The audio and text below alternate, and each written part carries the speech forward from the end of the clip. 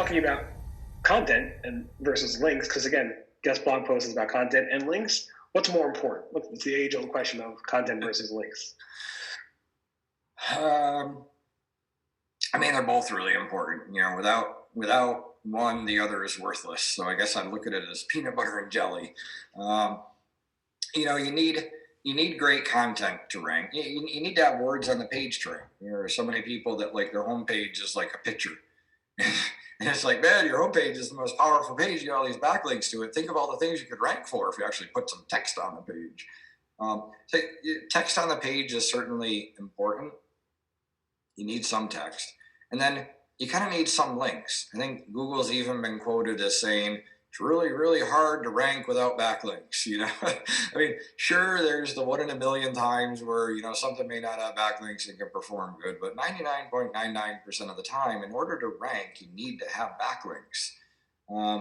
So I guess, they really go hand in hand. You need the content to start with, then you need some backlinks. Then if you get ranked, because, good content and good backlinks, then there's a matter of holding that rankings. And let's say if no more links are coming in, it's how's the user experience, how's the competitors. Google sometimes does tasting where, a new page on an old site suddenly ranks really high. And it's like, yay, and if suddenly over time, it goes back down, it's like, well, Google tested it, but it didn't fare as well as other sites on the list. And so, you start moving down. But you need both, and you need to constantly be improving both. I think there's a lot of people who think, I wrote the content, it's done, and it's like it's never really done. Some people may have a product page and they wrote the content 10 years ago and they haven't done anything to it. I think content is something that has to constantly be looked at. If you take whatever topic is, say, of, I don't know, a product page, what are the frequently asked questions based around that product? Based on Google's, people also ask queries and tools that you can use to find that data.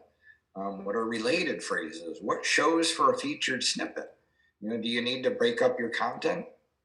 Google has also said that, what's the name of it? The new, I'm forgetting the name, but there's going to be the new update where like paragraphs are going to be pulled into passage Google. ranking. Passages, thank you, are going to be pulled into Google. And so now it's like the structure of the web page. What are your headings? What are the stuff that's underneath it? You got paragraphs, you got list. Where is it? Does that answer the question? Who authored that? I guess there's really neither is more important. I think one of the biggest problems is a lot of people think all that I need is the content and I'm going to ignore links. And I partially get it because, links can be so dangerous. I mean, to me, it's like a minefield. And if you don't know what you're doing, you're apt to do something to get your site penalized. So maybe it's, in some cases, it's don't worry about links. Just create a great site, and slowly over time, people will realize it. But I think a lot of people really try and ignore the link building because they've heard bad things about it before, and so they don't promote the content. It's if you create something great, you can go a lot faster if you promote it. Whether you're doing paid ads about that. Let's say you wrote some great, financial guide, the financial guide to COVID in 2021, how to save money or something. You write some great guide. You can just leave it on your website. Maybe it'll rank, maybe people will find it, maybe people will start linking to it, but you can probably move things along faster if you research, what are other sites that could benefit from this guide? What are the other people that mention these types of guides? Can I write to them and be like, hey, have you seen this? And a lot of people will not link to it. But if they do, hey, great. I guess everything, content and links have to be worked on consistently over time. If you're not, your competitors are. If you're only targeting half of it, hey, we're just keep working on links. I don't care about that content. You're going to fail. If you're like, I'm just going to worry about content, I'm not going to worry about links, chances are you're going to fail too, because one of your competitors is focusing on both. We're writing great content all the time. We're constantly improving. We're constantly adding. We're not adding fluff for the sake of fluff. We're adding good content, really good content. We're trying to be the best resource, and that's not amount. That's not like every day we have someone reading a blog post. No. But if every week we're producing a quality guide that we really believe are going to help people out, great. But you're going to get beat by your competitors if you're not focusing on both. If you're not focusing on constantly improving your content, making sure you have the best content, making sure you're going above and beyond every competitor. And if you're not actively trying to promote your site and promote your links or your resources, you may have a competitor who is, and they're going to surpass you. I guess both. You need them both.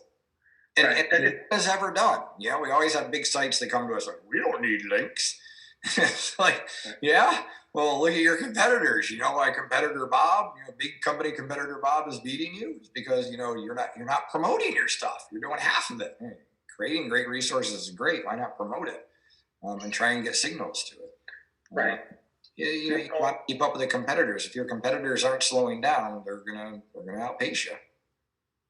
Remember when click here, you search for the word click here in Google? It used to be Adobe Reader that comes up. No longer. It's like content about, should you use the words click here on your website, like usability websites and so forth. And Google doesn't rank for their own name search engine. You do a search in Google for search engine, you're not getting Google coming up because they don't have the words. I mean, I bet you if they had search engine in their title tag, they would rank number one. Yeah, I wonder if that's almost a Google bombing thing, where if you don't have those words on the page, then you won't rank for it. I wonder if that could be it too.